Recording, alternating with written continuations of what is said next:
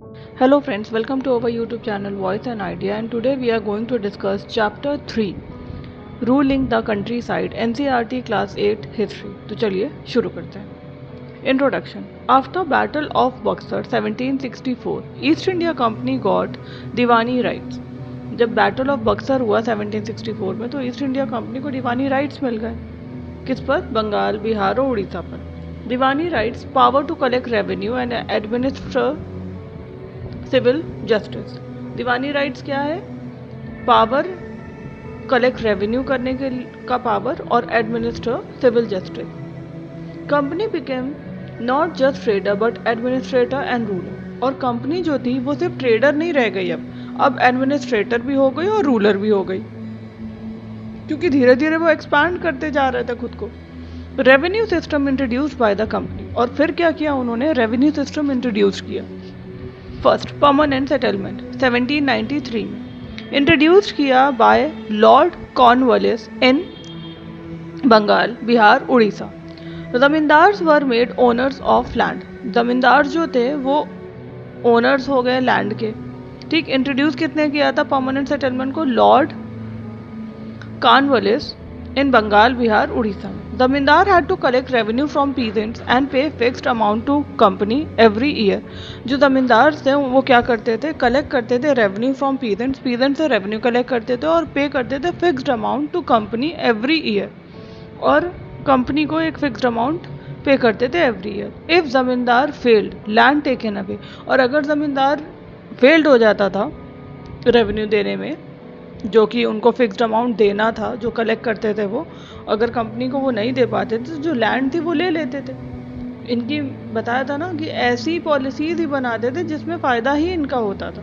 अगर दे दिया तो ठीक है, तब भी इनका फ़ायदा हो रहा है कि पैसे मिल रहे हैं इनको, फिक्स्ड अमाउंट तो मिल ही रहा है, और अगर नहीं दिया तो लैंड भी मिल जाएगी। प्रॉब्लम्स। ज़मींदार जो थे वो एक्सप्लॉयटेड पीजेंट्स। इसमें क्या प्रॉब्लम फेस हुई कि ज़मींदार जो थे वो एक्सप्लॉयट कर रहे थे पीजेंट्स को। Revenue was too high, revenue भी बहुत ज़्यादा हाई था, तो पीजेंट्स बिकम पुअर। जो पीजेंट्स थे वो पुअर हो जा रहे थे, बनते जा रहे थे धीरे धीरे। Zamindars neglected land improvement. और जमींदार जो थे वो नेग्लेक्ट कर रहे थे लैंड की इम्प्रूवमेंट को भी। Second, ryotwari system introduced in Madras and Bombay. Ryotwari system कहाँ इंट्रोड्यूस हुआ था? मद्रास और बॉम्बे में। Direct settlement between peasants, ryot and company. और ये एक डायरेक्ट सेटलमेंट था between peasants, ryot and company में। Peasants paid revenue directly. जो पीजेंट्स थे वो पेड करते थे रेवेन्यू डायरेक्टली। हाई रेवेन्यू था। Peasants fell into debt. Peasants जो थे वो कर्ज में डूबते जा रहे थे। Had to borrow from money lenders. उनको बोरो करना पड़ता था क्योंकि उनके पास खुद के पास इतना रहता नहीं था, क्योंकि रेवेन्यू भी बहुत ज़्यादा हाई था। Third, mahalwari system introduced in north western provinces. Mahalwari कहाँ पर इंट्रोड्यूस हुआ था? नॉर्थ वेस्टर्न प्रोविंसेस में। Revenue was collected from village communities, mahals. जो रेवेन्यू था वो कलेक्ट हो रहा था विलेज कम्युनिटीज, महल से। Village headman responsible for payment. जो विलेज के हेडमैन थे वो रिस्पॉन्सिबल होते थे पेमेंट के लिए। Commercial crops and peasants exploitation. जो commercial crops and peasants exploitation, आइए समझते हैं। First, indigo cultivation. Indigo use for making blue dye. Indigo का कल्टीवेशन जो था वो, इंडिगो जो था वो क्यों यूज होता था? ब्लू डाई के लिए, ब्लू डाई बनाने के लिए। High demand in Europe for textile. और इसकी हाई डिमांड थी यूरोप में फॉर टेक्सटाइल के लिए।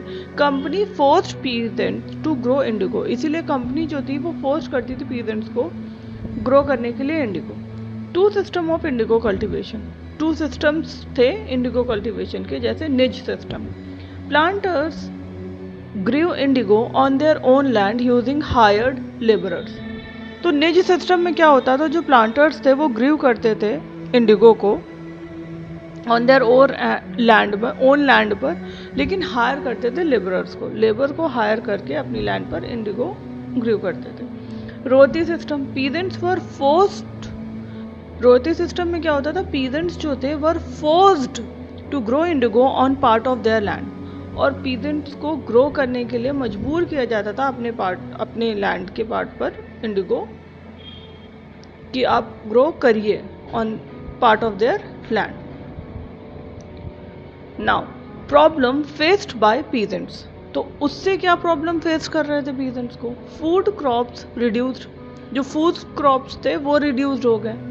फेमाइन और पॉवर्टी, गरीबी भी आने लग गई भाई। Indigo exhausted soil fertility, Indigo से ज़्यादा अगर आप इंडिगो भी ग्रो करोगे तो ये हो रहा था कि इंडिगो ने क्या किया, एग्जॉस्ट कर दी सॉइल फर्टिलिटी, सॉइल की जो फर्टिलिटी थी उसे एग्जॉस्ट कर दी। Peasants got very low payment for indigo, और इंडिगो के लिए पीजेंट्स को पेमेंट भी नहीं मिलती थी, इतनी लो पेमेंट मिलती थी, प्लस जो उनकी ज़मीन थी, जो उसकी फर्टिलिटी थी, जो वो भी एग्जॉस्ट होती जा रही थी, मतलब वो भी ख़त्म होती जा रही थी। और ख़ुद फूड क्रॉप नहीं वो करते थे, क्योंकि उन्हें भाई इंडिगो ही ग्रो करने की परमिशन थी, तो फूड क्रॉप नहीं होता था तो वो खुद भी गरीबी में रहते थे कि खुद क्या खाएंगे, ये भी एक समस्या है भाई। इंडिगो रिवॉल्ट 1859 टू 1860, इसीलिए अब जब हद से ज़्यादा चीज़ें बढ़ गई तो इंडिगो का रिवॉल्ट हुआ।